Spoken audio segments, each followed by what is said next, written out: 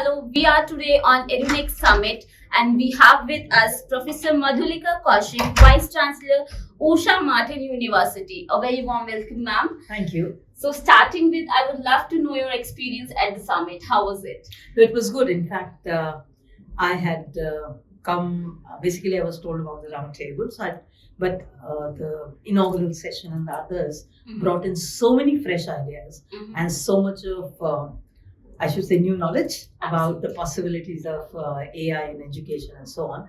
Not only that, the work that Microsoft is doing. I mean, I had some idea about their Copilot and so on, but hadn't really gone into depth. So it's been something of an eye-opener for me. Oh, that's great.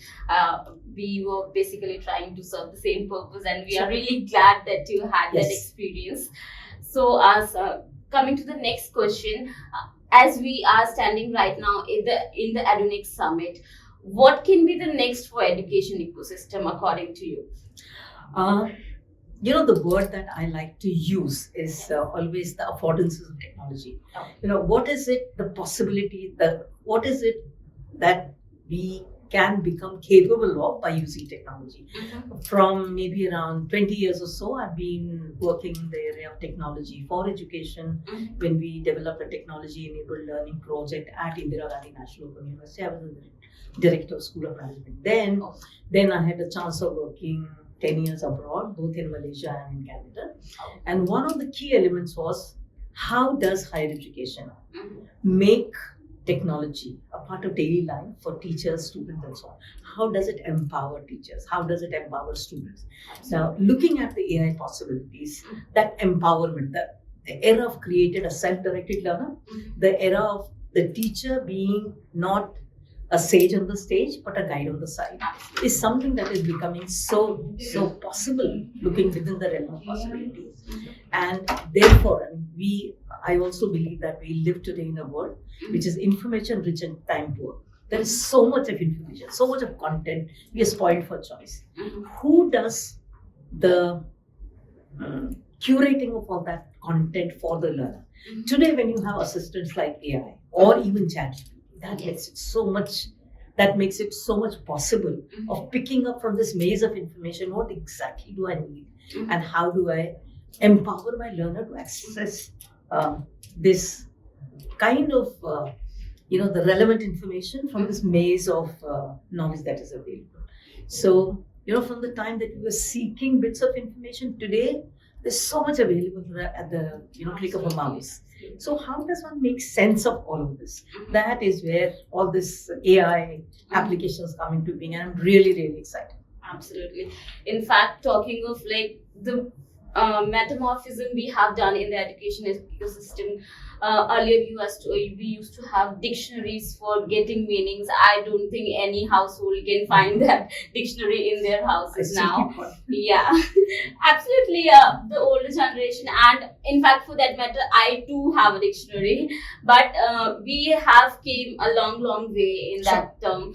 And talking of that, there has been a debate that how AI can impact the education system. It can have their own benefits and their own challenges. In fact, the harms as well.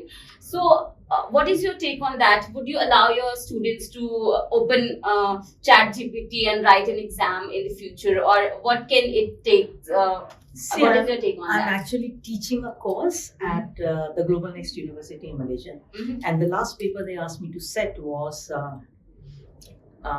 the paper has to be it's a 3-hour open examination, and the students are allowed to surf the web and so on and actually utilize that, except that they should not cut, copy and paste. So whatever information they get, so if they cut, copy and paste, the system will catch it and so on.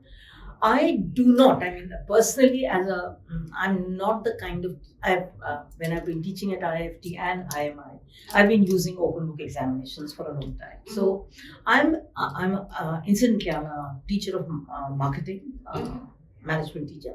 Therefore, my understanding is that the important thing for the learners to know the concept and apply it in a real life working situation. No amount of copying will help. So if you give him a question which is looking at a concept and applying it, if he fills up 70% by the concept and only 25% by application. He doesn't get marks. So I am all for, what is ChatGPT all about? Collecting all that information and presenting it to the learner.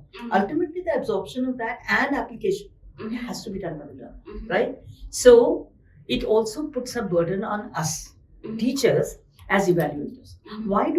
Can I design an evaluation system or assessment in a way that really tests my learner's understanding of the competencies I want him to develop? Now, those competencies will not be translated by the ChatGPT, right? So, as far as the role of ChatGPT as collector, sort of curator of information and presenting it to the learner is concerned, is fine. We should, however, try to find ways of enabling the learners to cut, copy, and paste, even in an examination. Because then we are not testing the learner, we are testing a team of researchers who's done this. So I'm with the NEP and other developers of policy on ultimately our assessment has to become outcome based. We decide in the very beginning, as a result of doing this program or this course, what are the competencies a learner should be able to demonstrate. Now, my testing, my assessment should be not by rote learning how much content he's been able to produce, but in terms of has he been able to demonstrate the competency. For example, if I'm saying I'm teaching you marketing planning, I'm not interested in the process of planning. What I'm interested in, given the situation, given a new company operating in a very competitive environment in India, let's say company based in Jabalpur, what should be their communication plan? What is it that you will put into it? How do you justify that? So, if you are trying to understand the capacities for planning and ensuring that the plan has some practical viability, they should be able to create the plan and also develop indices by which they will measure the success of the plan. If they are able to give me that, then I've enabled the learning of that competency. Instead of that, if I ask them a question, what is the process of developing a marketing plan? What are the steps you would? It is simply churning out what the textbook says on what a plan should be all right. Yeah. So I think NEP is trying to do that. NEP pushing for the first time is trying to focus on the real essence of learning in the sense that. But I must also credit my earlier institution, Indira Gandhi National Open University, where I worked for 23 long years.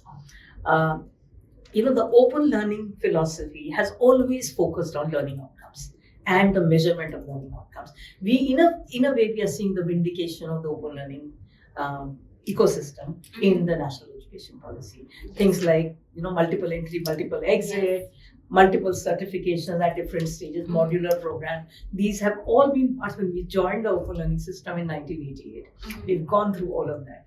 So it's like, sort of echoing good world, ideas that have been recognized worldwide in open learning into the NEP. I think NEP is kind of providing that flexibility to the students and the teachers as well. What students was deserving since the beginning. Sure. Right now, last week only, we have introduced that student without pursuing biology in 10+2 can go for the doctor's degree. So that's a big move. That's a move everyone wants. Actually, again, if you're looking at outcomes, right, do not, the whole understanding in open learning was have the intake free of barriers. Make your output standards or outcome standards strict so that nobody who does not have the competency can pass up the system, right? So you should create your processes, your learning delivery and the outcomes so clearly that nobody who's attained the outcomes can actually pass out. How he attains them is the process. So somebody who hasn't done biology is coming into the program. Somehow within the program, you need to create pathways where he picks up competencies that the other students have, and therefore is not hampered.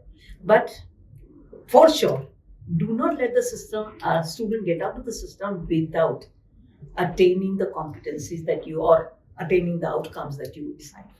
Absolutely. So thank you so much, ma'am, for having this conversation. We really explored a lot of topics, right from NEP to all the assessment and outcomes, and it was really a great conversation. Thank you so much for joining us.